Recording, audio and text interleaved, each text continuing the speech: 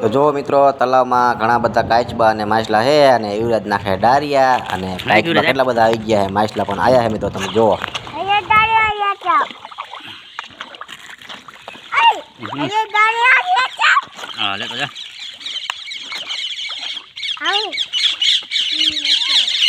યુવરાજે નાખી દીધા ડારિયા. તો હાલો મિત્રો, હવે આપણો વારો આવ્યો, આપણે પણ ડારિયા નાખી દેવી માછલાને અને કાચબાને ખવડાવી દેવી ડારિયા મિત્રો.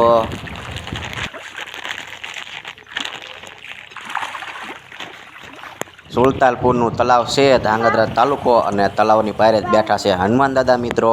એ પણ તમને બતાવીશ બ્લોગમાં, કન્ટિન્યુ બન્યા રહેજો.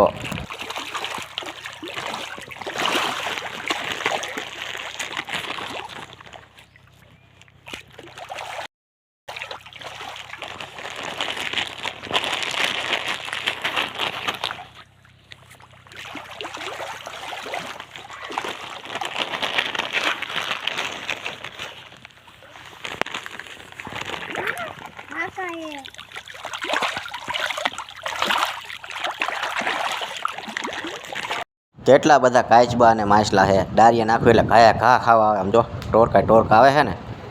હાલો તમને બતાવું હનુમાન દાદાનું મંદિર. તો જોઈ લો મિત્રો, આ છે હનુમાન દાદા. કરી લો હનુમાન દાદાના દર્શન અને કોમેન્ટમાં લખજો જય બજરંગબલી મિત્રો. આપણે જ્યાં છીએ દર્શન કરવા સુલતાનપુર હનુમાન દાદાના, અને જગદીશભાઈના લગ્નની હનુમાન દાદાને કંકોત્રીનું આમંત્રણ પણ આપણે આપી દીધું છે મિત્રો. કંકોત્રી મેક દીધી હનુમાન દાદાએ મિત્રો, અને દર્શન પણ કરી લીધા મિત્રો. તો આપણને થયું એક બ્લોગ બનાવી નાખી, તો આપણે એક બ્લોગ પણ બનાવી નાખ્યો મિત્રો. અને હનુમાન દાદાનું આવું છે મંદિર, તમે જોઈ લો મિત્રો.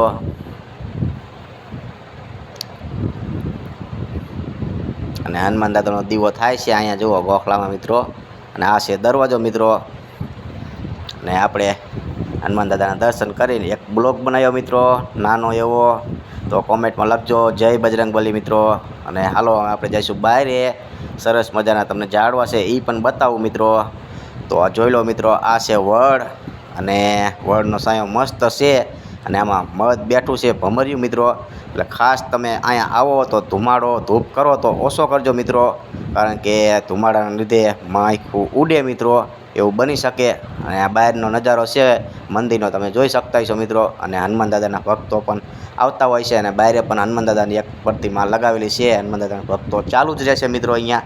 અને અહીંયા છે ચોટલી ઉતારવાનું, તમે જોઈ લો મિત્રો. અને આ છે તલાવ, આખું ફરીને તમને બતાવું મિત્રો. જો આ સુલતાનપુરનું તલાવ છે મિત્રો. ઓલી બાજુથી પણ તમને બતાવી દઉં તલાવ. અને હનુમાન દાદાની ધજાયું પણ જો અહીંયા કેટલી બધી છે, તમે જોઈ શકતા છો. યુવરાજ જાય છે મિત્રો, આપણે પણ એ બાજુ જઈશું. અહીંયા છે જો ધૂપ કરવાની વ્યવસ્થા, આપણે નારિયેળ વધારી નાખ્યું, પણ આપણે હાવ ઓછો જ ધુમાડો કર્યો હતો.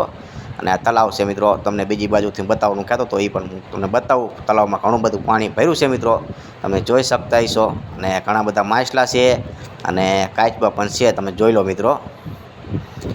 આવો તો ડારિયા બારિયા લેતા આવજો, એટલે કાચબા અને માછલાને ખવડાવાય મિત્રો, મજા આવે, તમને આનંદ થાય. નાના છોકરા હોય તો ઓર મજા આવે જોવાની, અને આપણને પણ જોવાની મજા આવે. પડખે જ મહાદેવનું મંદિર છે, તો મહાદેવના પણ આપણે દર્શન કરી લઈએ મિત્રો. તો હર હર મહાદેવ કોમેન્ટમાં લખજો મિત્રો. અને હવે આપણે બ્લોગ એન્ડ કરવાનો સમય આવી ગયો છે મિત્રો. દર્શન કરી લીધા છે, અને પ્રસાદી પણ આપણે કરી લીધી છે મિત્રો, નારિયેળ વધારી નાખ્યું છે. તો હવે જઈશું આપણે ઘરે મિત્રો. તો હાલો મિત્રો, આ બ્લોગને આપણે અહીંયા જ એન્ડ આપી દઈશું. મળશું એક નવા જ બ્લોગમાં.